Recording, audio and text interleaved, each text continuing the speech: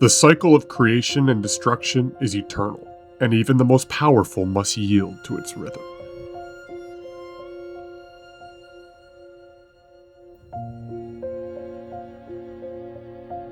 The world of Warhammer was not always a land of war and ruin, nor was it always home to the races that now endlessly battle over its lands.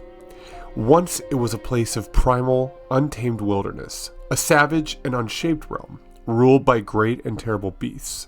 But in the unknowable depths of time, a power beyond mortal comprehension reached down from the heavens and reshaped the world according to a grand design. The architects of reality, known only as the Old Ones, came upon the world and with their divine craftsmanship set the stage for everything that would come after. Their knowledge was vast, their mastery of the cosmos unmatched. They were beings of unfathomable wisdom and power, and under their hand the world was reforged in their image. This was the time of creation, but like all things, it would not last. Before the Old Ones arrived, the world was a land of chaos and savagery. Towering mountains clawed at the sky, their peaks crowned with glaciers of eternal ice. Endless, impenetrable jungles teemed with great beasts of forgotten legend. Titanic creatures with thunderous footsteps, their roars echoing across the land. Vast deserts lay beneath blazing suns, their shifting dunes hiding secrets as old as the world itself. The seas, churning and primal, were home to leviathans that had never known fear. Among these creatures, the most dominant of all were the dragons, beings of immense power and intellect who soared between the peaks and waged war upon the gargantuan beasts of the land.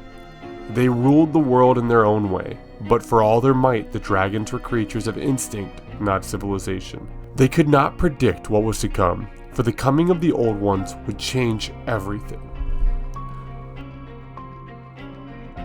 From the heavens they descended, the Old Ones, enigmatic beings of incomprehensible power, arrived upon the world in silvered chariots that burned through the sky like falling stars. Who they were and where they came from is a mystery lost to time. Some say they were gods made flesh, others that they were travelers from beyond the stars. Whatever the truth, one fact remains certain: their arrival marked the dawn of a new era. Their vision for the world was vast and unknowable. They saw in it potential, a canvas upon which they would paint the foundations of order. With their unfathomable knowledge, they reshaped the land, altering the very course of reality itself. The skies brightened as they pulled the world closer to the warming embrace of its sun. Mountains were broken and raised anew, their peaks arranged according to the cosmic alignments. Rivers were diverted, their courses drawn in sacred geometries, and continents were shifted to create harmony where only chaos had been before. But the Old Ones were not alone in their grand endeavor. They had powerful servants, beings created to enact their will upon the world. The first and greatest of these were the Slaan, corpulent and ancient creatures of immense intellect and arcane mastery. To them, the Old Ones imparted their knowledge, making them the keepers of sacred wisdom and architects of the grand plan. To serve the Slaan, the Old Ones created the Lizardmen, a race of reptilian warriors and laborers spawned in great numbers to shape the world and defend it from threats. They built the great temple cities of Lustria, monolithic structures that reached from the heavens, their stones inscribed with prophecies and divine will. Their armies were beyond number, marching in endless legions to drive back the wild creatures of the world, securing the paradise the Old Ones sought to create. Under the hands of their servants, the world was reforged, made into a place of order and stability. But even as they shaped the land, the Old Ones saw that something was missing. The world was incomplete, and so they turned their attention to the creation of a new race. For their great design, the Old Ones brought forth the first of the younger races. Each was given a purpose, created according to the divine blueprint that the Old Ones had foreseen. The first were the Elves, agile, intelligent, and graceful. They were given the greatest gift of all, an affinity for the winds of magic. The Elves were chosen to be masters of sorcery, their minds sharp enough to wield the arcane power that flowed through the world. They would become the most advanced and cultured of the young races, destined to craft great civilizations and shape the course of history. Next came the Dwarves, sturdy, stubborn, and unyielding. Unlike the Elves, they were not given magic, but instead an unparalleled mastery of stone and steel. They carved their great halls beneath the mountains, forging weapons and armor of incredible craftsmanship. Resilient and proud, they would stand as the bulwark against the darkness, their fortresses impervious to the ravages of time. Then came the race of man, versatile, ambitious, and numerous beyond count.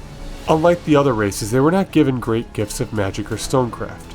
Instead, they were given adaptability, the ability to thrive in any environment, to forge their own destinies. In time, they would build kingdoms, empires, and civilizations of their own, shaping the world in ways even the old ones could not foresee. Others followed, orcs and goblins, savage and brutal, drawn to war and destruction, ogres and halflings, vastly different in stature but sharing an uncanny resilience to magic, and many more, each a piece of the grand design, each serving a role in the paradise the old ones had sought to create. For an age, the world flourished under the guidance of the old ones, but such perfection was not meant to last. Unbeknownst to them, a disaster loomed beyond the veil of reality. To power their world-building engines, the old ones drew upon a force beyond comprehension, the raw magic of another dimension.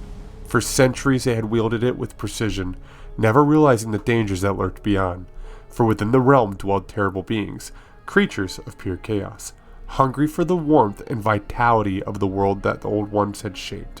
As the old ones worked, the entities of the ether gathered at the border of reality, whispering into the minds of mortals, corrupting and seducing them with dark promises. And then, with cataclysmic force, the fabric of reality was torn asunder.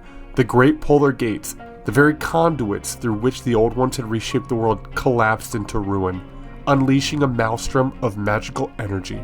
The realms of chaos poured forth, and with them the nightmares of the abyss took form. Demons, nightmares made flesh, spilled into the world in an endless tide. The paradise of the old ones was consumed in war, their great works undone in an instant. The Slann, the most powerful of their servants, fought with all their might, but they could not halt the tide. One by one the old ones vanished. Some say they were slain, others that they fled into distant realms beyond mortal reach. But whatever the truth, their age was over. The world that had been built was left to fend for itself. Their servants, the Slann and Lizardmen, were now the last remnants of a lost era, clinging to the fragments of a shattered paradise. In their absence, the young races they had crafted would be forced to carve their own destinies in this world. Thus ended the time of creation. The old ones were gone, and in their place remained only war, chaos, and the struggle for survival.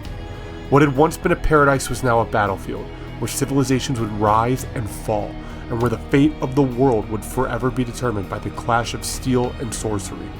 The age of order had ended, and the age of war had begun.